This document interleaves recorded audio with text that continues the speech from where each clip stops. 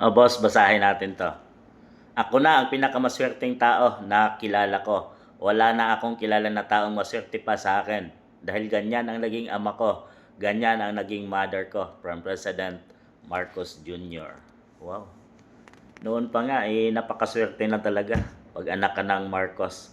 Dahil siya ang naging leader almost 20 plus years mga boss sa kasaysayan ng bansang Pilipinas. Kung ikaw ay naging Marcos noon, anak ng Marcos, apelyido Marcos, ay isa ka sa makapangyarihan na tao at maswerte ka talaga sa panahong yon. Dahil talagang ikaw ay mamumuhay ng maayos, sagana at matutupad sigurado ang iyong mga loho. At isa doon si President BBM na maswerte daw mga boss, maswerteng tao at naging anak ng Marcos. Matanda-tanda ang inaitala ang nangyumaong dating Pangulong Ferdinand Marcos Sr. sa Guinness World Records kaugnay ng itaguring greatest robbery of a government.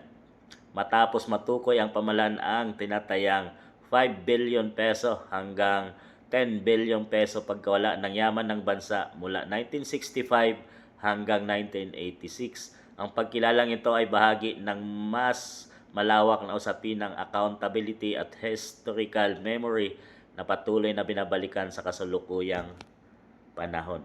So history ang naitala doon mga boss. Guinness Book of Record for almost 20 plus years, 5 to 10 billions ang pagkawala ng sakaban, pera ng yaman ng bansang Pilipinas.